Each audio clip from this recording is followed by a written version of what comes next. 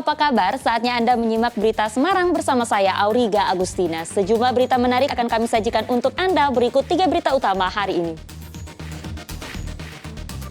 Presiden Joko Widodo dan Presiden Uni Emirat Arab Sheikh Mohammed bin Zayed Al Nahyan meresmikan Masjid Megah Masjid Raya Sheikh Zayed Solo.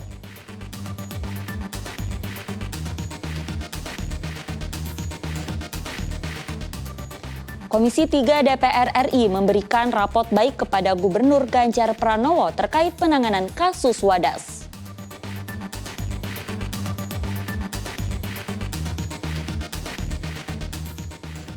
Pameran Alutsista Panerdap berlangsung ramai, warga antusias menyaksikan berbagai alat tempur TNI Angkatan Darat.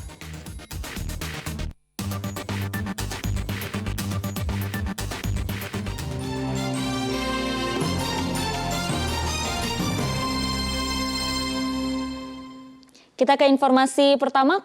Kota Solo kini memiliki masjid mewah pemberian Presiden Uni Emirat Arab, Masjid Sheikh Zayed Solo. Masjid yang dimimik dengan masjid aslinya di Abu Dhabi itu diharapkan bisa menjadi mercusuar syiar Islam di Nusantara, sekaligus sebagai simbol persahabatan kedua negara.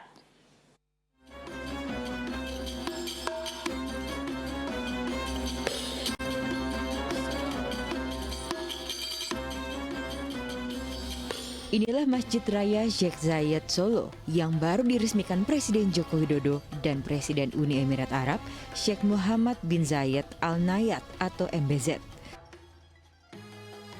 Terletak di Kelurahan Gilingan, Kecamatan Banjarsari, masjid ini berdiri di tanah seluas 3,6 hektar. Peresmian acara diawali dengan pelaksanaan salat sunnah Tahiyatul Masjid. Usai salat, dilanjutkan dengan penandatanganan prestasi peresmian masjid dengan luas bangunan yang mencapai 8.000 meter persegi.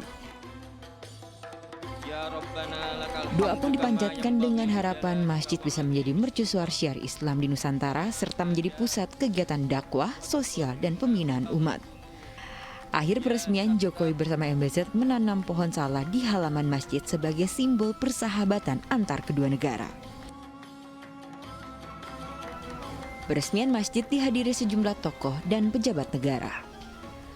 Saya baru pertama kali masuk masjid, indah sekali. Kita bangga lah. Mudah-mudahan masjid ini akan menjadi tempat ibadah mereka, terus kemudian bisa menjadi pusat untuk memoderasi segalanya, sehingga ini masjid bisa menjadi center of excellence.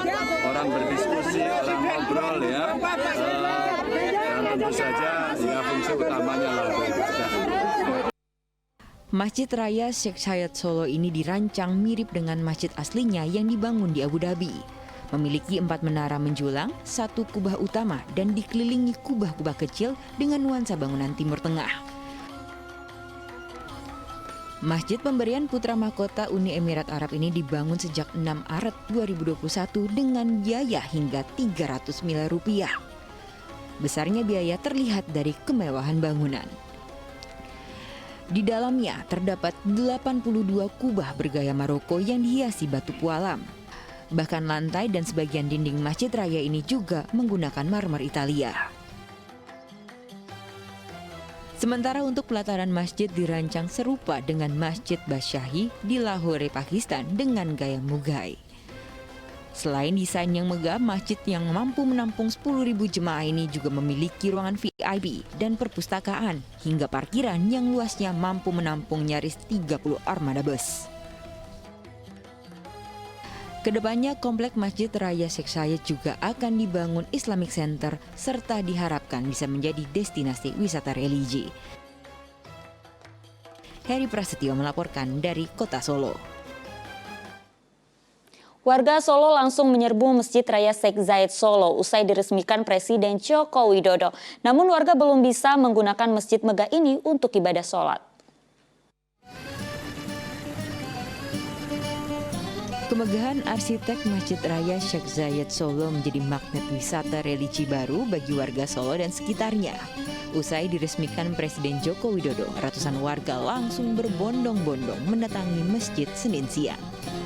Mereka tidak menyia-nyiakan kesempatan dengan bersuah foto dengan latar masjid megah. Namun warga belum bisa menggunakan masjid sebagai tempat ibadah karena belum diserah terimakan oleh kontraktor ke pengelola masjid. Sebagian warga akhirnya menunaikan salat zuhur di teras masjid. Sebagian di antara warga bahkan datang jauh-jauh dari Klaten karena ingin menunaikan salat perdana di sini. Sengaja pengen lihat, pengen sholat pertama di sini ternyata belum bisa buat umum. Senang banget bisa lihat masjid, ornamennya juga cantik, juga bisa makmur. Bersyukur, makasih ada masjid di sini untuk ibadah masyarakat muslim dan untuk masyarakat dari Solo maupun luar Solo yang mau mampir di Solo, jadi bermanfaat banget sih. Kalau lihat arsitekturnya gimana nih, Mbak? Untuk arsitektur sama bangunan sih keren banget. Masjid Raya Sheikh Zayed merupakan hibah dari Presiden Uni Emirat Arab Mohammed bin Zayed kepada Presiden Joko Widodo. Bangunan masjid merupakan replika dari Sheikh Zayed Grand Mosque yang dibangun di lahan seluas 26.000 meter persegi. Biaya pembangunan menelan dana sekitar 300 miliar rupiah. Heri Prasetyo melaporkan dari Kota Solo.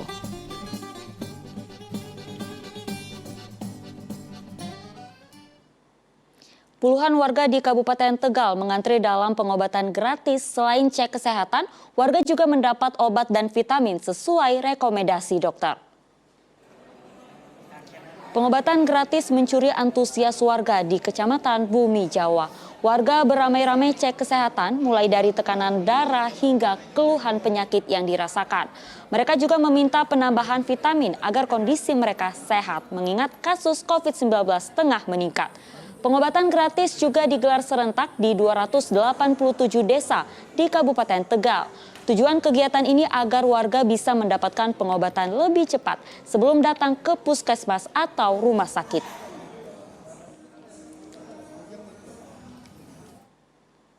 DPR RI merespon positif penanganan kasus bendungan bener di Desa Wadas, Kabupaten Purworejo. Hal itu disampaikan dalam kunjungan Komisi 3 DPR dengan Gubernur Jawa Tengah dan Kapolda Jawa Tengah. Hal itu disampaikan Wakil Ketua Komisi 3 DPR RI, Desmond Mahesa, dalam rapat bersama di Mapolda Jawa Tengah pada Jumat kemarin. Gubernur Jawa Tengah Ganjar Pranowo mendapat catatan positif soal penanganan kasus bendungan bener di Desa Wadas yang sempat memanas pada Februari lalu. Komisi 3 menemukan hal-hal positif dalam menyelesaikan konflik pembangunan proyek strategis nasional itu, mulai dari pendekatan personal dalam menyelesaikan konflik, pendampingan dan pengawasan dari pihak Polda Jawa Tengah, dan pembayaran ganti rugi tanah warga yang sudah mencapai 92%. Kini tercatat tinggal 42 bidang tanah yang masih dalam proses mencapai kesepakatan. Itu ya, kemarin kita di lapangan banyak menemukan hal-hal yang positif dalam rangka proses penyelesaian. Walaupun posisi masyarakatnya masih ada yang menerima dengan apa adanya, ada yang menerima dengan catatan, ada yang menolak.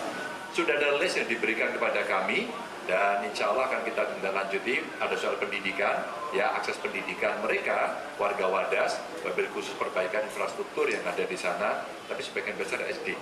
Terus kemudian sanawiyah kalau tidak salah. Yang kedua terkait dengan pendampingan usaha yang ada di sana, alhamdulillah sudah kita mulai awali lebih dulu. Yang ketiga perbaikan infrastruktur. Khususnya Polda Jawa Tengah akan selalu melakukan pendampingan. Jadi pendampingan, pengawasan dalam rangka mengakselerasi pembangunan nasional, termasuk bendungan bener, kemudian Kuari itu sendiri, dan proyek-proyek vital nasional di Jawa. Dalam 2 hari terakhir, warga Kabupaten Purbalingga disuguhkan berbagai alat utama sistem pertahanan atau alutsista milik Pusat Penerbangan TNI Angkatan Darat atau Penerbat. Pameran serta hiburan tarian digelar dalam merangkai hari jadi ke-63 tahun Penerbat.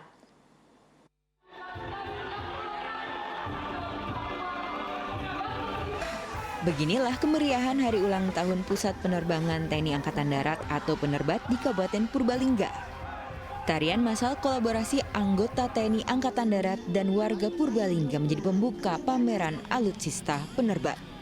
Warga pun beramai-ramai melihat berbagai alat tempur milik Angkatan Darat di Komplek Gelanggang Olahraga Guntur Daryono. Ada tank Anoa hingga meriam. Warga pun bergantian untuk berfoto dengan beragam alat tempur penerbat. Pameran ini sengaja digelar sebagai media edukasi kepada masyarakat dan ajakan untuk meningkatkan semangat nasionalisme dengan mengetahui persenjataan milik TNI. Kita tonjolkan hari ini pameran alutsista Angkatan Darat. Mudah-mudahan dengan melihat alutsista ini, generasi muda terpanggil untuk turut serta dalam upaya bela negara dengan melihat seperti ini. Luar biasa ya, ini jadi sebuah edukasi ya untuk anak-anak. Terus terang anak-anak kan belum pernah lihat secara fisik ada alat-alat, ternyata persenjataan tentara kita, TNI kita cukup luar biasa ya. Jadi anak-anak tadi baru lihat, biasanya nontonnya hanya di TV atau di gambar begitu saja. Ini hari ini kita bisa lihat langsung. Pameran yang digelar selama 2 hari selama 13 hingga 14 November ini sengaja memilih Kabupaten Purbalingga karena menjadi tempat lahirnya pahlawan Jenderal Sudirman. Memasuki usia ke-63, penerbat berharap bisa memberi kontribusi untuk menjaga kesatuan bangsa. Mardianto melaporkan dari Kabupaten Purbalingga.